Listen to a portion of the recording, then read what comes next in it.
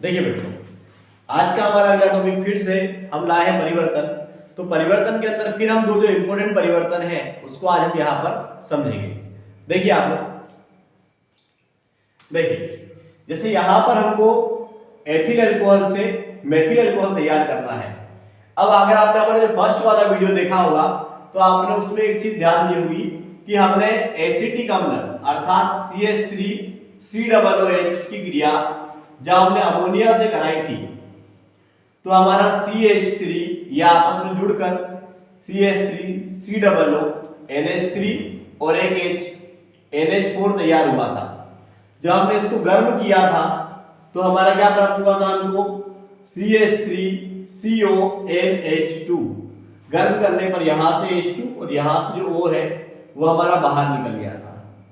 फिर हमने इसकी जो है अगली जो प्रोसेस है हमने इसकी हाफ में ब्रोमाइड अभिक्रिया करवाई थी Br2 और KOH के साथ में। तो मैंने आपको बताया था कि जो CO है वो पोटेशियम कार्बोनेट के रूप में क्या है बाहर निकलता है K2CO3 के रूप में। तो हमारा तैयार होता है CH3NH2। इसके बाद में हमने क्या किया था, हमने इसकी नाइट्रस अम्ल से अभिक्रिया की थी। तो आपको ध्यान होगा कि अम्ल से जब भी अभिक्रिया कराते हैं H2O बाहर निकलता है। तो H2 यहां से O यहां से ये हमने H2O बाहर निकाला और N और N ये हमने N2 बाहर निकाला। हमारे पास जो बचा हुआ है वो है CH3 और O और H।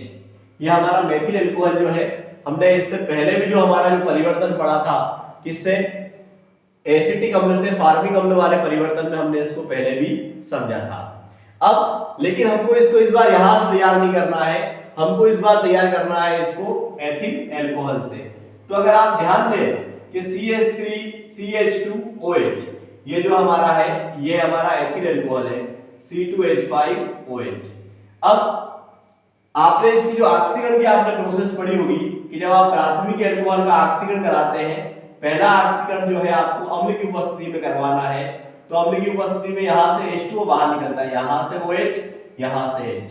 ये हमने यहाँ पे H2O बाहर निकाला तो हमारा बचता है CH3CH। अब हम इसका ऑक्सीकरण कराएंगे तो ऑक्सीकरण का मतलब होता है ऑक्सीजन का जुड़ना। अब आप देखिए अगर आपको यहां से यहां पहुंचा दिया जाए तो आगे जो परिवर्तन है पूरा आपको आता है।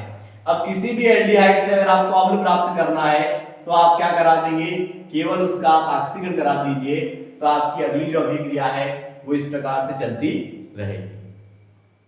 इसके बाद में इसका उल्टा परिवर्तन है अर्थात मेथेनॉल से एथेनॉल अर्थात CH3OH से C2H5OH। या हम ये कहें कि हमको तैयार करना है मेथिल अल्कोहल से एथिल अल्कोहल, मेथिल अल्कोहल से एथिल अल्कोहल। देखिए किस प्रकार तैयार करेंगे हम लोग। ये आपका जो मेथिल अल्कोहल है CH3OH इसकी आप क्या करेंगे फास्फोरस आयोडाइड से रिएक्शन कराएंगे। क्या होगा CH3 और I आपस में रिएक्शन करेंगे और आपका मिथाइल आयोडाइड का फॉर्मेशन होगा। अब यहाँ पर I आपका 3 है, इसको आप बैलेंस कर दीजिए, 3 कर दिया। मिथाइल ग्रुप आपका यहाँ पर 3 हो गया, आपने इसको यहाँ 3 कर दिया। ऐसा करने पर आपका जो हाइड्रोजन है वो 3 हो जाता है H3, P यहाँ पर है और वो हमारा यहाँ पे कितना हो गया ये 3, तो ये हो गया हमारा O3। इसके बाद में ये जो आपका प्राप्त हुआ है CH3I, आप इसकी रिएक्शन कराइए पोटेशियम साइनाइड से। क्यों? क्योंकि आपको यहाँ पे जो एथिल अल्कोहल है इसका फॉर्मूला होता है CH3CH2OH। आपको कार्बन की आवश्यकता है तो कार्बन की आवश्यकता जो है कार्बन हमारा पोटेशियम साइनाइड के द्वारा क्या है इसमें ऐड होगा। तो यहाँ पे K+I- ये आपका Ki बाहर हो गया, बचता है हमारा CH3Cl। अब ये जो हमारा मिथाइल साइनाइड तैयार हुआ है इसका हम क्या करेंगे अपचयन करवाएंगे। अपचयन करवाने पर क्या होगा, ये CH3C ट्रिपल बॉन्ड हमारा N, इस प्रकार से हमारा मिथाइल साइनाइड है। अतिरिक्त जो बंध है हम तोड़ देंगे और वहां पे हाइड्रोजन जोड़ देंगे। तो 1 2 3 4 कुल हमने 4 H का जो है यहाँ पे प्रयोग किया है। तो हमारा जो तैयार हुआ है वो हुआ है CH3CH2AH2। अब ये हमारा जो है एथिल एमीन तैयार हो गया है। अगर हम एथिल एमीन जो है किसी भी एमीन से अगर आपको एल्कोहल तैयार करना है तो आप उसकी रिएक्शन जो है नाइट्रोस अम्ल से करा दीजिए। तो H2 यहाँ से O से रिएक्शन करेगा, अम्ल से रिएक्शन होगी तो H2O बाहर निकलेगा, N और N हमारा यहाँ से N2 बाहर निकल जाएगा और हमारे पास जो बचेगा वो है C2H5।